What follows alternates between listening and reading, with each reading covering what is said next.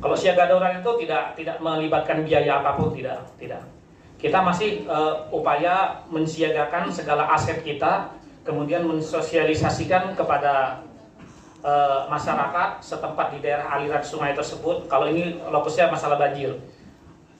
Juga kita menyampaikan ke teman-teman, khususnya teman-teman relawan, termasuk juga teman-teman pramuka. Terus terang kami yang sering turun di lapangan dengan pramuka luar biasa ketemunya, sering banget. Malah kalau bahasa istilahnya kebangetan ketemunya. Di mana ada masalah, di situ ada pramuka. Bukan masalah apa, masalah bencana begitu. Turun atau diturun? Nah, selama ini nolong aman saja. Oke, kami lanjut lagi nih Pak, biar asik. Jadi setelah siaga darurat ditetapkan, kalau memang banjir itu prediksi kita berdasarkan kaji cepat kita terus meningkat, anggap saja Badak Ulu banjir, dia ngalirnya ke Pangpang kan, atau daerah Pangpang itu banjir. Kalau Pangpang itu sudah banjir, kemudian Samarinda hujan, tapi tidak banjir, sudah pasti Samarinda banjir. Itu rumusnya sudah. Artinya kami ini bukan ahli, tapi berdasarkan pengalaman. Jadi kalau Pangpang itu udah banjir dalam, nanti dia ngalirnya pasti sudah memenuhi ke Benanga. Nah, kemudian sungai itu kan udah penuh karena banjir kan. Nah, begitu itu nih tunggu aja dalam berapa jam pasti tenggelam ke Samarinda. Tapi alhamdulillah dengan kepemimpinan wali kota dan wali kota yang baru ini banjirnya tidak pernah lagi lama. Paling banget 4 jam. Tangan dulu kita sendiri. Jadi ada perubahan luar biasa. Dulu kalau banjir kita 3 hari, 4 hari udah nggak pulang. Pernah ketemu Pak Rusmadi waktu banjir di Kriya Mukti, Pak ya? Oh, luar biasa. Saya waktu banjir itu seminggu, ya pulang dapat oleh-oleh. Bahasa Banjarnya tuh apa? Sangkadi jadinya tuh. Karena berendam. Tapi itu pengalaman yang mengasihkan. Jadi kalau sudah terjadi banjir, maka kita bisa menetapkan. Artinya apa? Kalau sudah banjir besar begitu kan harus ada upaya penanganan. Kalau ada penanganan berarti kan perlu biaya. Iya kan? Perlu biaya, perlu mobilisasi. Nah, maka segera ditetapkanlah itu dengan keputusan wali kota namanya tanggap darurat. Jadi tidak serta-merta status tanggap darurat itu bisa naik, enggak bisa sembarangan. Jadi ada yang namanya prinsipnya yang mengganggu kehidupan dan penghidupan. Nah, artinya kehidupan orang itu rumahnya segini, udah kan susah dia sudah kan mau bergerak apa-apa. Penghidupan dia tidak bisa kerja. Nah, otomatis kita sebagai khususnya pemerintah mau tidak mau kan harus membantu. Nah, maka ditetapkanlah status namanya tanggap darurat, di mana dalam hal ini segala sumber daya yang dimiliki pemerintah, termasuk pembiayaan itu bahkan kerjasama, kolaborasi ini kita bicarakan juga kolaborasi dengan baik instansi TNI, polisi, lembaga-lembaga lain termasuk pramuka itu kita bisa komandokan. Nah, dengan ditetapkannya status tanggap darurat, maka juga harus dibuat namanya kerangka komando. Nah, maka harus ditunjuk nanti IC komandernya. IC komander itu bisa ditunjuk kepala BPBD langsung atau Dandim langsung, silahkan, itu keputusan wali kota yang menetapkan. Jadi dialah yang bertanggung jawab untuk mengkomando penanganan darurat tersebut. Jadi dalam hal ini sering terjadi salah pengertian. Nih kalau kita bicara di lapangan Pak ya, nanti kumpul di posko. Bingung kita, maaf, pramuka buka posko sendiri, kemudian mungkin Hidayatullah buka posko sendiri. Nah, jadi perlu kita samakan persepsi. Posko itu cuma ada satu, kan pos komando. Posko cuma ada satu. Semisal sudah ditetapkan tanggap darurat, maka posko yang didirikan oleh BPBD itu, oleh pemerintah Kota Samarinda bekerjasama dengan instansi lain, itulah posko komando. Yang lainnya namanya poslap, pos lapangan. Jadi ini harus disamakan. Jadi kita kadang bingung, masing-masing posko, nggak boleh kayak gitu. Itu sudah ada teknisnya, jadi pos komando. Juga dalam hal penunjukan IC Commander tadi kan sudah jelas. Presiden juga pernah mengatakan kalau suatu daerah provinsi yang skalanya besar melibatkan 1 sampai 2, 3 kabupaten kota, maka otomatis gubernur bisa ditunjuk langsung sebagai IC Commander. Kemudian juga sama juga di kabupaten kota. Wali kota bisa menunjuk wali kota sendiri misalnya, ataupun nanti Dandim, kepala pelaksana, atau mereka yang sudah memenuhi syarat untuk memimpin komando tersebut. Jadi mungkin kakak-kakak sekalian sudah mengerti, kalau dalam situasi darurat apapun, kita kan harus ada komando. Itu kita hargain. Sama kita naik kapal, mohon maaf, kalau kita naik kapal, baik itu izin Pak, gubernur, wali kota, itu bos kita kapten kapal. Apapun perintah dia kita turutin. Ya kan? Sama juga komando ini, komando kedaruratan ini, bencana. Maka bila terjadi bencana, maka pegang satu komando. Tapi kalau sudah yang lain bisa komando, selesai urusan. Nggak bisa apa-apa. Jadi memang intinya pada suatu situasi darurat, itu memang diperlukan koordinasi, komunikasi, dan juga komando. Maka itu kita harus pegang prinsip itu. Jadi kalau sudah ada satu komando, udah pegang itu aja. Apapun diperintahnya kan pasti dia memerintahkan dengan penuh kebijakan, penuh pemikiran. Jadi begini, ini pengalaman waktu di Palu. Pengalaman waktu di Palu. Di Palu pada saat kejadian sore hari, kemudian besoknya itu sudah chaos kan?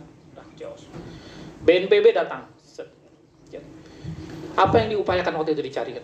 Komunikasi. Bagaimana caranya kita membangun komunikasi? Mau dirikan repeater ke apa listrik, siapkan listriknya atau apa? Itu perlu dibangun. Kenapa? Ini rumah ada 5. Ini kita kumpul di rumah 1. Kita nggak tahu di rumah 3 nih mungkin ada yang sudah kelaparan dalam berapa hari. Karena apa? Tidak ada komunikasi. Padahal bersebelahan aja kan. Ya kan? Nah, maka itu dalam hal kolaborasi ini komunikasi sangat penting. Artinya memang pada saat kita rescue itu pertama kan diselamatkan jiwa manusia. Itu prinsip utama. Kita apapun yang terjadi jiwa manusia kita selamatkan. Tapi yang kedua itu komunikasi yang penting. Kalau komunikasi udah jalan, insya Allah semua pelaksanaan bantuan itu bisa berjalan dengan baik. Jadi itu prinsip kita. Itu kami dari penanggulangan bencana itu komunikasi itu harus luar biasa, sangat penting. Maka dari itu kami BPBD sendiri, kita secara nasional ada frekuensi sendiri, frekuensi kebencanaan. Nanti akan kita share seluruh teman-teman, itu di setiap kota, kabupaten punya, sama frekuensinya. Jadi masalah kebencanaan koordinasinya ke situ. Nanti akan kita bagi share, ini masih terus diperkuat, signalnya kita pasang di Gunung Lonceng. Itu alat komunikasi kita. Alat komunikasi itu memang harus ditaruh jauh-jauh di atas lah. Kalau di luar negeri, dengan sistem bangunan-bangunan tinggi, mereka pakai alat komunikasi portable. Misalnya repeater portable. Jadi ini satu orang harus bergerakin, cari lokasi yang tinggi, menghidupkan itu, klek, begitu udah nyala yang lain kan bisa udah menghubungi. Akhirnya komunikasi bisa jalan. Oh kamu begini begitu. Nah jadi luar biasa kalau penanganan bencana nih. Waktu saya berapa menit, Mbak Rena? Masih ada. Boleh lanjut, Pak? Oke. Kita lanjut lagi. Jadi itu pengalaman di Palu yang terjadi. Jadi kebetulan rekan-rekan kami yang relawan juga ikut berangkat. Mungkin dari sini juga banyak yang ikut berangkat kan? Bagaimana mereka dalam 2 hari itu harus evakuasi 100 mayat kan? Bukan lagi puluhan, 100 sampai 200 mayat. Itu kan dalam keadaan kondisi rata-rata gosong. Ini kalau kita sering evakuasi mungkin bingung ya. Kenapa kalau mayat 1 hari 2 kondisinya mesti gosong? Bingung juga. Kalau laki-laki rata-rata masih pakai celana. Ini jujur, pakai baju. Kalau perempuan rata-rata dalam keadaan mungkin pakai baju tapi di bawah nggak ada lagi.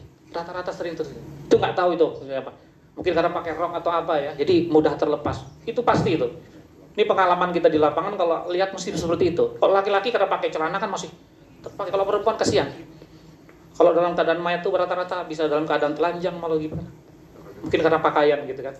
Nah, maaf Pak, ini kita cerita sambil berbagi pengalaman. Nah, kemudian lagi kita kembali ke Samarinda. Samarinda ini alhamdulillah Pak, satu-satunya kota di Kalimantan ini yang sudah punya dokumen petarawan bencana. Jadi kalau kakak-kakak sekalian mau ke BPBD, kita punya peta keseluruhan kota Samarinda. Yang mana rawan bencana? Ini daerah yang rendah, ini yang tanahnya mudah bergerak, ada. Itu satu-satunya di Kalimantan yang punya peta rawan bencana kita. Nah, kemudian kita juga sudah punya dokumen rencana penanggulangan bencana. Artinya itu kita punya plan yang bisa kita laksanakan kalau ada bencana. Nah, jadi ini, bentar ya. Jadi kalau untuk Samarinda ini ada 9 fokus utama bencana yang harus kita prioritaskan. Nah, nomor 1 ini tidak tergeserkan banjir. Jadi memang setiap hujan sebentar banjir. Itu nomor satu. Kemudian nomor dua kita tanah longsor. Nah, tanah longsor berdasarkan data kami di Samarinda dalam 1 bulan tuh pasti terjadi tanah longsor minimal 5 kali. 5 kali. Jadi jangan kaget kita, memang hari ini kemarin ada tanah longsor, selalu ada. 5 kali dalam 1 bulan itu pasti ada tanah longsor. Oke. Kemudian cuaca ekstrim ya seperti saat ini. Cuaca kita kan tidak menentu. Katanya bilang musim hujan, taunya ada kemaraunya sedikit, katanya kemarau, taunya ini. Nah ini cuaca ekstrim. Yang kemudian yang ketiga kekeringan, kebakaran lahan. Kalau Samarinda nggak punya hutan, jadi kita adanya lahan. Kemudian difteri, epidemi seperti COVID ini. Kemudian kegagalan teknologi, dan terakhir itu sosial konflik sosial. Ya kayak kerusuhan atau apalah itu. Jadi itu 9 hal yang jadi. Kemudian dokumen yang ketiga kita punya Samarinda itu kita baru khusus, itu namanya RENKON, Rencana Kontingensi Khusus Banjir. Jadi ada. Itu kemarin penyusunannya kita di Hotel Horizon, melibatkan semua unsur. Saya lupa juga kemarin Pramuka ada dilibatkan nggak ya kira-kira ya masuk situ? Nggak masuk mungkin ya. Jadi situ ada TNI, Polri, kemudian ada Basarnas, pokoknya beberapa elemen itu semua diadakan situ. Kita pelatihan kurang lebih 1 minggu, maka keluar yang namanya RENKON, Rencana Kontingensi. Simpelnya kita ini kadang bingung. Kita kadang bingung apa namanya? Apa itu kontingensi? Kan kadang bingung, masyarakat awam juga nggak ngerti apa itu kontingensi, ya kan?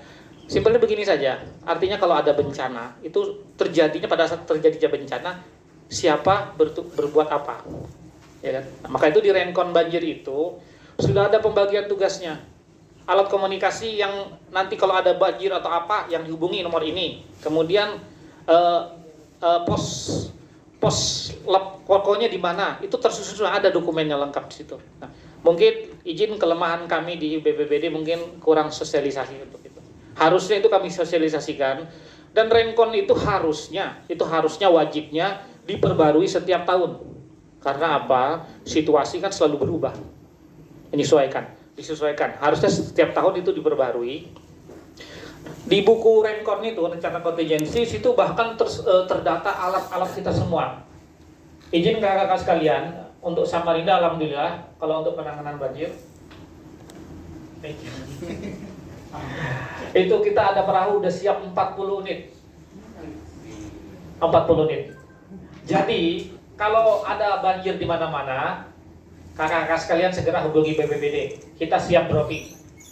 Nanti dikelola di sana, selesai banjir, lapor kita, nanti kita jemput lagi. Lengkap dengan mesinnya, lengkap dengan life jacketnya. Nah, untuk peralatan rescue insya Allah lengkap semua.